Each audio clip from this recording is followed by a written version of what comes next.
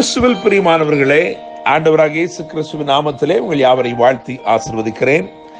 இந்த நாளுக்கென்று தேவன் நமக்கு அருளி இருக்கும் ஜீவ வார்த்தை நீதிமொழிகள் 25 அதிகாரம் 25 வசனம்.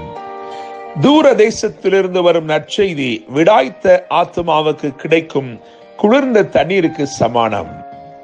இந்த நாள் இயேசுவின் நாமத்தில் நற்செய்தி நாள் என்று அறிவிக்க விரும்புகிறேன். என கேட்கிற தேவனுடைய பிள்ளைகளே, தூரமான இடங்களில் இருந்தும் தேவன் இந்த நாளிலே நன்மையான செய்திகளை, உங்கள் ஆத்துமாக்களை இளைப்பார பண்ணும் நற்செய்தியை நிச்சயமாய் கொண்டு வரப்போகிறார். விடாய்த்து போன உங்கள் வாழ்வில் ஒரு விசேஷமான நன்மையை இந்த நாள் நற்செய்தியாய் நிச்சயம் அறிவிக்கும்.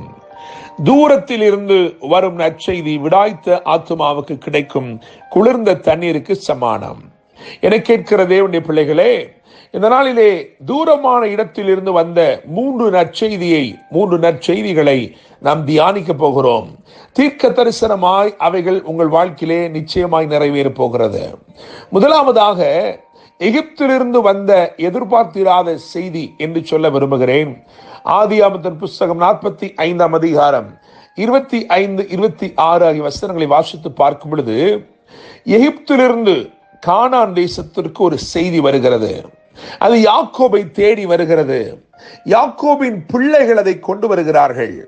அவனிடத்திலே வந்து அவர்கள் அறிவித்த நற்செய்தி எப்படி இருந்தது என்று சொன்னால், உங்கள் குமாரனாகிய யோசேப்பு உயிரோடு இருக்கிறான், அவன் எகிப்துக்கெல்லாம் அதிபதியாயிருக்கிறான் என்று அறிவிக்கப்பட்டது.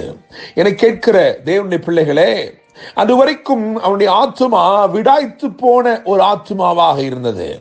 அவன் தன் குமாரன் பீருண்டு போனான், அவன் மரித்து போனான் என்று சொல்லி நினைத்துக் கொண்டிருக்கிறான். எந்த குமாரன் மரித்து போனான் என்று நினைத்துக் கொண்டிருந்தானோ, இப்பொழுது நற்செய்தி அறிவிக்கப்படுகிறது.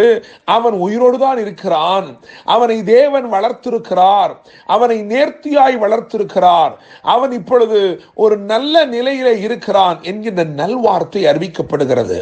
என கேட்கிற தேவனுடைய பிள்ளைகளே, விடாய்த்து போன ஒரு ஆத்துமாவுக்கு கிடைத்த குளிர்ந்த தண்ணீரை போல அந்த நற்செய்தி வந்தது. வேதம் சொல்லுகிறது, அவன் அவர்களை நம்ப கூடாது இருந்தான், அவன் அவர்களை நம்பவில்லை என்று சொல்லி. ஆயினும் வண்டிகளை பார்த்த பொழுது, விசேஷமான கொழுமையான பதார்த்தங்களை எல்லாம் அவன் கண்டபோது வேதம் சொல்லுகிறது, அவன் ஆவி உயிர்த்தது என்று சொல்லி அவனுக்கு நேராக ஒரு அழைப்பு விடுக்கப்பட்டது.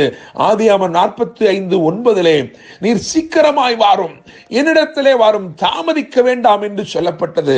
என கேட்கிற தேவனுடைய பிள்ளைகளே, முதலாவது நாம் தியானித்திருக்கிறோம், எகிப்திலிருந்து எதிர்பார்த்திராத நன்மை. நான் நம்புகிறேன், விசுவாசிக்கிறேன், இந்த நாளிலே நீங்கள் நினைத்து பார்க்க முடியாத இடத்திலிருந்து, எதிர்பார்க்க முடியாத இடத்திலிருந்து நல்ல செய்தி உங்களை தேடி வருகிறது. கர்த்தர் உண்மையுள்ளவர், கர்த்தருடைய வார்த்தை உண்மையுள்ளது, அவர் சொன்னதை நிறைவேற்ற உண்மையுள்ளவராய் இருக்கிறார்.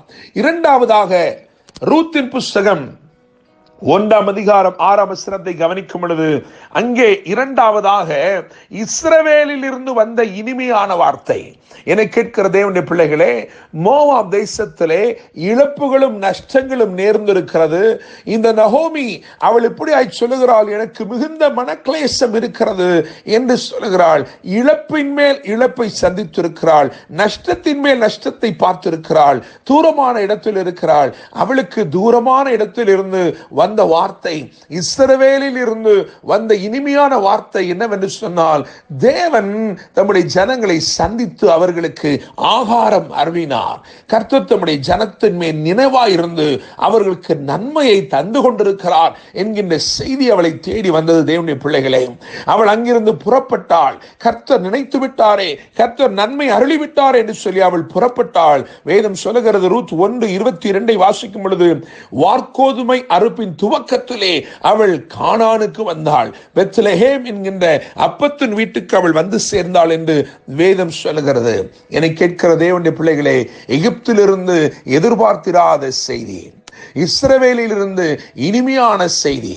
இன்னும் மூன்றாவதாக நான் சொல்ல விரும்புகிறேன், 2 ராஜாக்களின் புஸ்தகம் 7 அதிகாரம் 9 வசனத்தை வாசித்து பார்க்கும் பொழுது, அங்கே சீரியருடைய பாளையத்தில் இருந்து வந்த சிறப்பான செய்தி.